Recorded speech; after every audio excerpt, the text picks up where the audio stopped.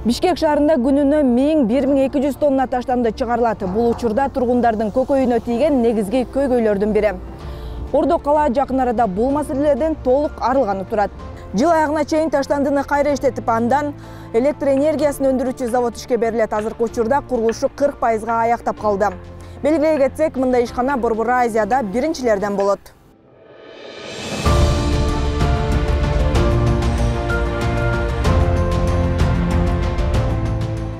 Важность строительства этого завода.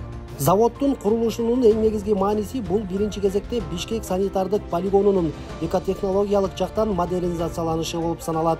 Азыркы тапта бетон куюлуп, ширетүү иштери жүрүп жатат. Мындан тышкары калдыктарды утилизациялоочу меш орнотулууда. Ал эми кийинки блоктун түтүн газын тазалоочу аянты даярдалууда. Демек, заводдон эч кандай зыянсыз зат чыкпайт. Түтүн чыпкаланган соң гана абага чыгат. Демек, сыртка таза буу гана чыгат деген сөз. Экотехнологиялык заводдун курулушун министрлер кабинетинин төрагасы Адылбек Касымалиев текшерди. Заводдун жалпы аянты 12 гектар, инвестициянын көлөмү $95 миллион түзөт. Азыр жакшы жолдордо жазылып, инертный материалдар көп келип. Долбоор таштандыны кайра иштетүүдө натыйжалуу технологиялык процессти камтыйт. Заводдун аймагы 6 негизги зонага бөлүнгөн. Анда калдыктарды иргөөдөн тарта кайра иштетип, жылуулук жана электр энергиясын өндүрүүгө, ал эле эмес таштандыны кайра иштетүүдөн чыккан күлдөн курулуш материалын жасоого чейинки процесс камтылган. Тагыраагы өндүрүштүк зонасы жүк түшүрүү залы, таштанды аянтчасы, от казан, түтүн газын тазалоочу аян, турбиналык цех жана гидравликалык аймактан турат. Мы сможем обслуживать почти что всю Чуйскую область. Это по возможности будет почти что как вторая ТЭЦ. Биз бир гана Ордо каланы эмес, Чүй облусуна кызмат көрсөтө алабыз. Заводдун мүмкүнчүлүктөрү Бишкек шаарындагы экинчи жээпте эле болот. Демек, электр энергиясын иштеп чыгуу кубаттуулугу боюнча бирдей эле болот.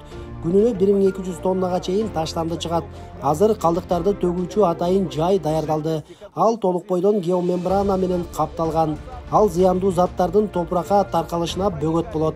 Алгачкы этапта заводдо күнүнө 1000 тонна катуу тиричилик калдыгы кайра иштетилип, 460 мегаватт электр энергиясы өндүрүлөөрү айтылууда. Бул Ордо каладагы таштанды маселесин гана натыйжалуу чечпестен, 1000 деген үйдү энергия менен камсыздайт. Минкап төрагасы айлана чөйрөгө минималдуу таасирди камсыз кылуучу, түтүн газын тазалоочу заманбап технологияларды колдонууга өзгөчө көңүл бурду.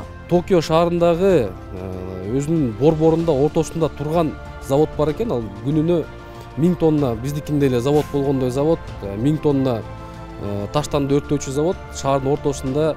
Ошол жерден байкасак, түтүндүн чыкканы көрүнбөйт. Бул менен таптаза болуп чыккандай түтүн болот. Ошондой котелдор буюрса келип баштады. Азыр май айына чейин орнотуп турат.